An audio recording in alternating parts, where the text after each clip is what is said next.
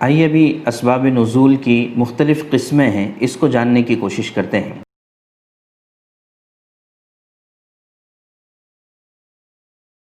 ویسے عام طور پر تو ایسے ہی ہوتا ہے کہ ایک کوئی واقعہ پیش آتا ہے اور اس کے بعد کوئی ایک آیت یا ایک سورت نازل ہوتی ہے، عام طور سے یہی ہوتا ہے۔ لیکن بعض مرتبہ ایسا بھی ہوتا ہے کہ ایک ہی واقعہ پیش آیا لیکن اس پر ایک سے زائد آیتیں اتری ہیں۔ جیسے مثال کے طور پر واقعہ ہے حضرت ام سلمہ رضی اللہ تعالی عنہا کا۔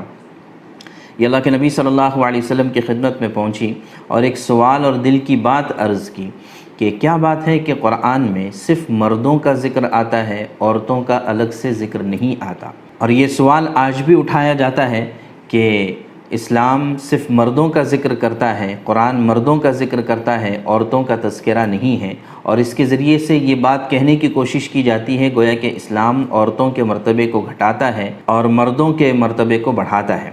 حالانکہ حضرت ام سلمہ رضی اللہ عنہا کا سوال کرنے کا مقصد یہ نہیں تھا۔ سوال کرنے کا مقصد ایک شوق تھا اور اندر کا ایک جذبہ تھا کہ اللہ کی کتاب میں ہم عورتوں کا بھی الگ سے تذکرہ آنے کی ضرورت ہے۔ اس بات کو سمجھنا چاہیے کہ عربی زبان کے اعتبار سے مردوں کے لیے مذکر کے لیے الگ صیغے استعمال کیے جاتے ہیں اور عورتوں کے لیے مؤنث کے لیے الگ صیغے استعمال کیے جاتے ہیں۔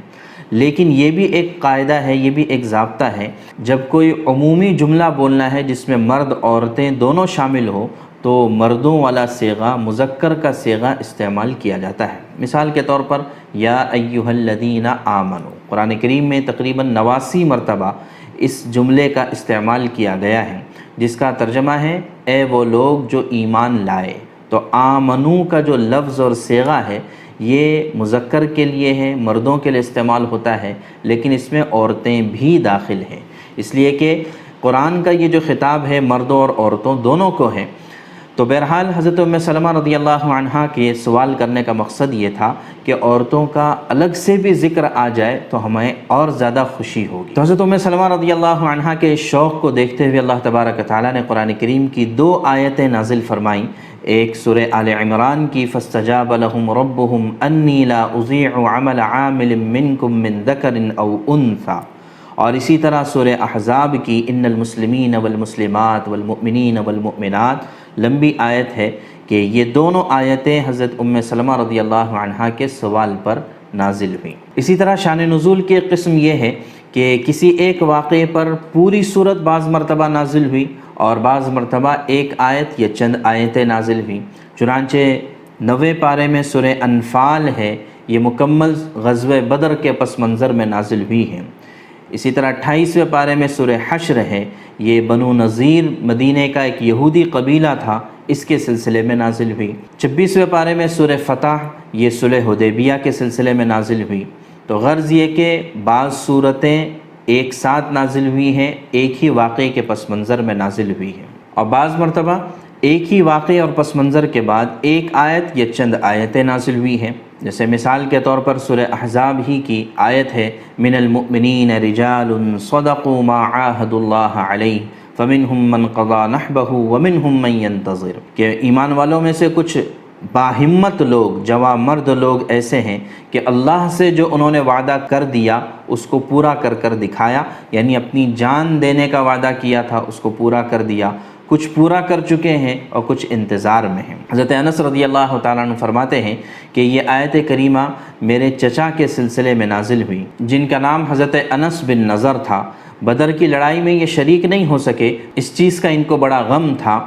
چنانچہ جب احد کا واقعہ پیش آیا تو یہ بڑی بہادری کے ساتھ آگے بڑھے لڑنے کے لیے۔ راستے میں حضرت سعد بن معاذ رضی اللہ عنہ سے ملاقات ہوئی، پوچھا انس کیا بات ہے، کہاں کا ارادہ ہے؟ فرمایا احد کے پہاڑ سے مجھے جنت کی خوشبو آ رہی ہے۔ چنانچہ یہ کہتے ہوئے وہ آگے بڑھے اور اپنی جان آفری کے سپرد کر دی، یعنی شہید ہو گئے۔ تو حضرت انس رضی اللہ عنہ فرماتے ہیں کہ یہ آیت کریمہ ان کے واقعے کے بعد نازل ہوئی ہے۔ اسی طرح ایک اور مثال حضرت ابو ہریرہ رضی اللہ عنہ فرماتے ہیں ایک مرتبہ ایک مہمان اللہ کے رسول صلی اللہ علیہ وسلم کی خدمت میں آئے آپ صلی اللہ علیہ وسلم نے ازواج مطہرات کے یہاں پر کہلا بھیجا کہ ایک مہمان ہے، وہاں سے جواب آیا کہ ہمارے یہاں پر سوائے پانی کے اور کوئی چیز نہیں ہے۔ تو اللہ کے رسول صلی اللہ علیہ وسلم نے اعلان فرمایا من یضیف ھذا، آج کی رات ان کی مہمان نوازی کون کرے گا؟ ایک انصاری صحابی کھڑے ہوئے، انہوں نے کہا کہ میں اسے اپنے گھر لے جاؤں گا۔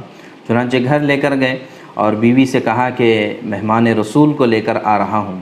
تو انہوں نے کہا کہ ہمارے گھر میں کچھ نہیں ہے، تھوڑا سا کھانا ہے، وہ بچوں کے لیے اٹھا رکھا ہے۔ تو انہوں نے فرمایا کہ اپنی بیوی سے کہا کہ ایسا کرو کہ بچوں کو بہلا کر سلا دینا، اور جب ہم کھانے کے لیے بیٹھیں گے تو سارا کھانا سامنے رکھنا، اور چراغ درست کرنے کی نیت سے چراغ کو بجھا دینا، اور یہ ظاہر کرنا کہ ہم بھی کھا رہے ہیں اور مہمان اس کو کھا لیں۔ چنانچہ رات بھر انہوں نے ایسے ہی کیا۔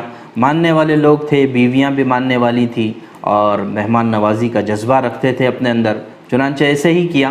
جب صبح اللہ کے نبی صلی اللہ علیہ وسلم کی خدمت میں حاضری ہوئی تو اللہ کے نبی صلی اللہ علیہ وسلم نے فرمایا کہ تمہارے اس رات کے عمل کو اللہ تبارک و تعالیٰ نے بہت پسند کیا، اور قرآن کریم کی آیت نازل ہوئی وَيُؤْثِرُونَ عَلَىٰ أَنفُسِهِمْ وَلَوْ كَانَ بِهِمْ خَصَاصَةٌ، کہ یہ لوگ ایثار کرتے ہیں اگرچہ یہ خود ضرورت مند ہیں۔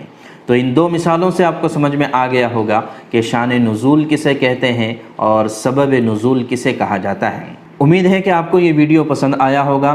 اگر آپ کو ویڈیو پسند آیا ہے تو علم کی بات کو آگے بڑھانا یہ صدقہ جاریہ ہے، آپ ضرور اس کو آگے شیئر کریں، لیکن یہ یاد رکھیں کہ انٹرنیٹ یہ دو دھاری تلوار ہے، اس کا صحیح استعمال اگر کریں گے تو یہ صدقہ جاریہ بنے گا، اور اگر اس کا غلط استعمال ہوگا تو یہ آخرت میں وبال اور پکڑ کا بھی ذریعہ بنے گا۔ امید ہے آپ اس کا خیال رکھیں گے۔